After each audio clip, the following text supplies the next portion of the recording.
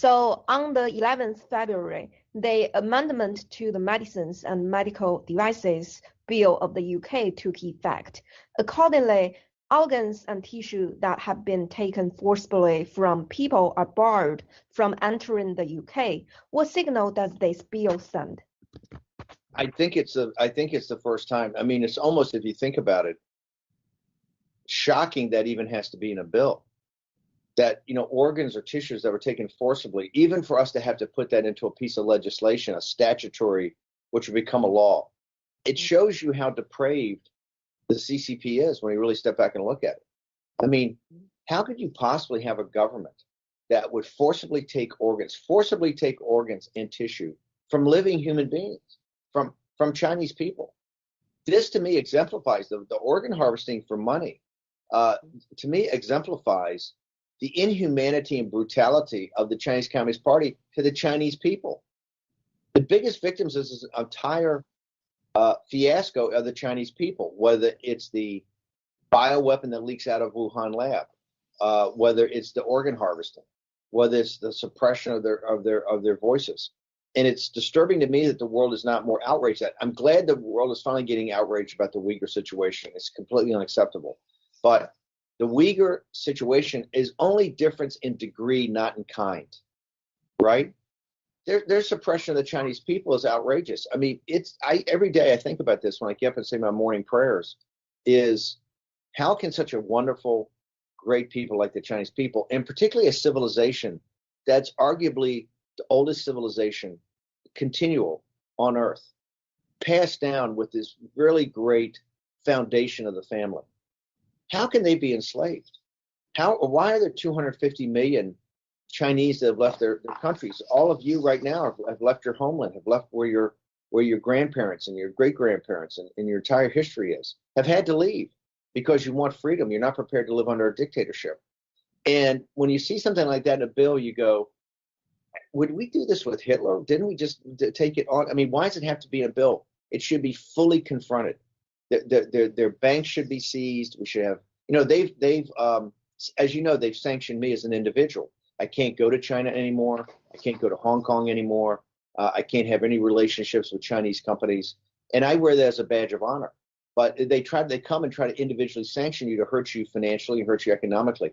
We have to be doing that. So I think the bill's a start, but to me, it's how can that even come and be debated when you look at the core of it, and it's about a government that would actually do forced organ harvesting of Chinese people. So it just shows you to me the brutality, the inhumanity, and why we need to boycott the 2022 Olympics.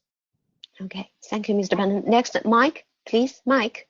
Hello, Mr. Bannon. Thank you, Dr. Meng. So my question is, the Global Times, the CCP propaganda accused a 58-nation initiative to stop arbitrary detentions of foreign nationals or hostage diplomacy as an aggressive and ill-considered attack designed to provoke China, the CCP.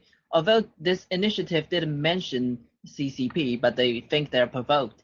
If necessary, how would you like to respond? I think this is good news for us. Number one, I think that because of your great efforts and other people, the CCP understands, and they're running dogs of the Global Times. They look for everything that's done in the West now is a confrontation with them. That's how they view it. And I think that's good. We have them very paranoid and very nervous. They should understand there's going to be a lot more things like this. I think that they're overplaying this as far as what it's really meant to be able to target them. I would like to have it targeted more. I mean, one of the balances we have to do in the West, as you guys know, we're pro-Chinese. We're pro-Lao Beijing. We're pro-Chinese civilization, Chinese culture. We're pro the nation of China. We love the Chinese. But you have to do that fine line between people who have unfortunately been co-opted by the system of the CCP and are really their assets or their agents, and how you deal with that. How you deal with that in the West, right? And so they're always looking for something to be able to say racist, nativist, xenophobe, to accuse the people that stand up to them of having all these bad intents. And you've really got to be very careful as you craft these laws, etc.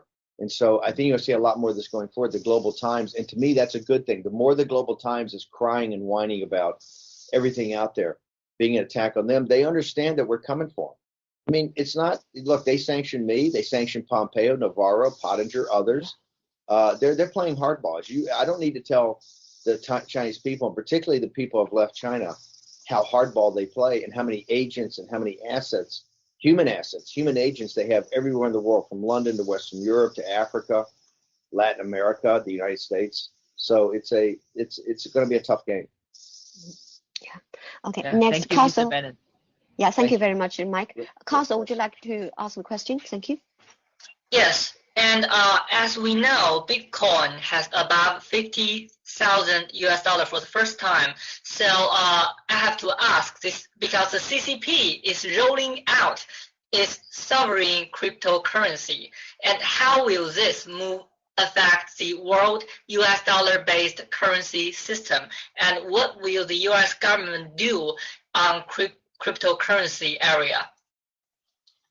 Boy, that is a fabulous question. I think first off, the U.S. government, we have to make sure that we manage our finances well. The U.S. dollar is what they call the prime reserve currency.